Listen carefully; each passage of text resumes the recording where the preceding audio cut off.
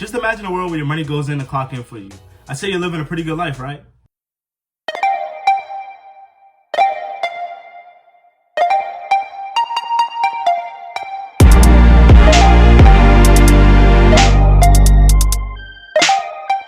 So of course your money can't clock in for you or go to work for you. However, you can put your money into, into things that'll grow your money and potentially or have the potential to grow your money. So in today's video, we're going to be discussing what an asset is. But I can assure you that any millionaire you know of or any millionaire that you've seen has their money in assets to help get them where they are today.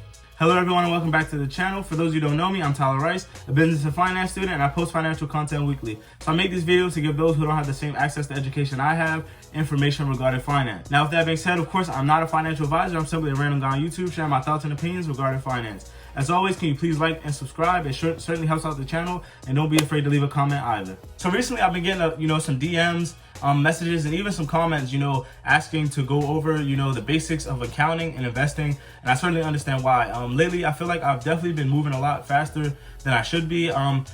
Instead of giving information to those who don't know very much or, the basics of finance, I've kind of been giving out information to those who do know, when in reality, my channel is for those, the latter. Of course, those who don't know very much about finance and want to know, the basics and also ways to grow their money and different ways to make money as well.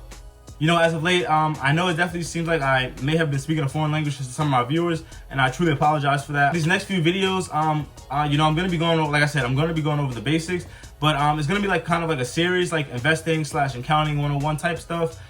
So really going over the basics of basics. So of course today we're starting with assets and what assets are. And also don't ever be afraid to comment, shoot me a message. My Instagram is linked below, so don't ever be afraid to DM me asking any questions or anything, a topic you want me to go over in a video, because of course this channel I've made isn't just for me as a learning experience, but it's also for me to help you and give information to you. Aww. But with all that being said, of course today we're going to be talking about what an asset is and what assets are. So in its simplest form, an asset is a resource that has economic value to its owner. Now this owner could be a person, so like myself or you, a business, a corporation, or a business or corporation, and then of course a nation. So I feel like this is a personal opinion, of course. Whatever career you decide to choose, whether you're a vet or you're a plumber, I feel like you should have your money in assets in order to give you a second source or multiple sources of additional income. Like I said previously, any millionaire that you've ever seen, I can promise you and assure you that they have their money, some sort of amount of money in assets to help them with this millionaire status and also growing their money. The idea of you have to spend money to make money is a true and real thing. So some examples of assets include cash, which we all know is king, inventory, prepaid expenses, accounts receivable, and these are things that are generally in the business world. So if you own a business, you know what these are. But so prepaid expenses are things that are paid in advance of goods and services that you'll receive in the future. Okay, so then in short, accounts receivable is money owed to a company. And then lastly, we also have investments, which we know anyone can invest into.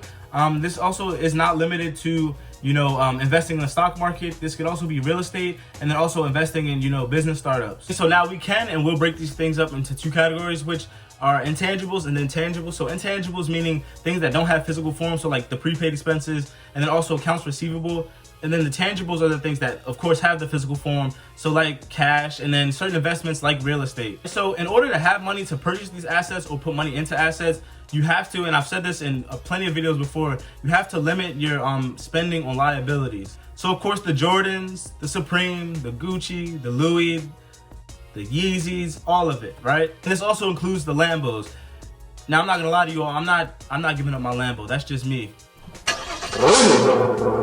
No, but seriously, so once you purchase these things, in most cases they depreciate, which means they lose value either instantly or over time. So for example, once you purchase a car and then you drive it off the lot, now off the top of my head, I don't remember the exact or estimated percentage it loses, but when you drive a car off the lot, as soon as you do, it loses some percentage of its value. So say if you wanted to sell it back to that dealership the same day, it's just not worth the same, and you won't get that same amount of money back. So in turn, you're of course losing money.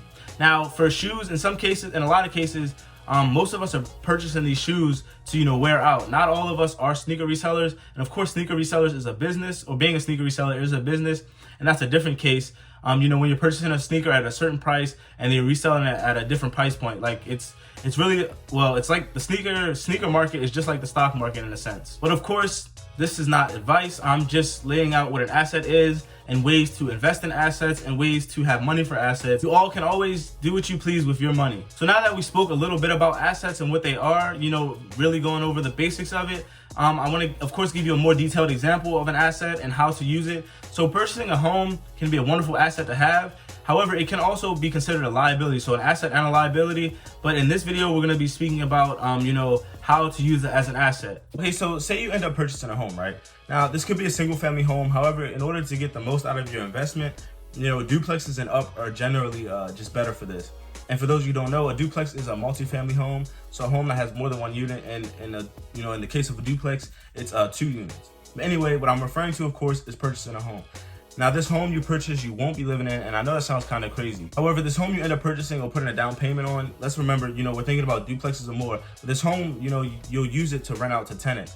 Now, there are other ways to make money from real estate. However, I'm most familiar with you know, buying a home and then renting it out to people or tenants in this case. So as you are renting out to tenants, the house and those rent payments eventually, you know, they pay for themselves. Over time, you start to make a profit, and this is how you turn your house into a, you know, a cash machine. And I know you're probably thinking a little more about how, so I'm going to tell you. Okay, so say you purchase a home for $250, right? A $250 home. The average landlord, and in this case would be you, charges between 0.8 and 1.1%. So in this case, your rent should be around $2,000 to $2,750.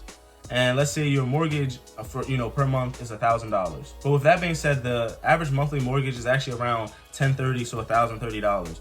Also, if you ever plan on buying a home solely, you know, to rent it out, you must let your mortgage lender know. But anyway, so let's say your monthly payment is around $1,000, right? In order to make any profit, you must be renting it out for more. So let's say you decide to rent it out for $2,000 a month, right? There's a potential right there for $1,000, you know, in your pocket extra each month.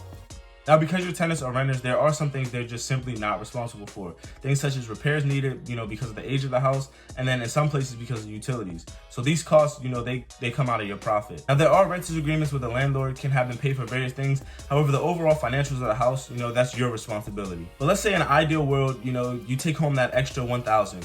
So each month the house is truly paying for itself. Now, this extra income can be used to invest elsewhere or in other properties.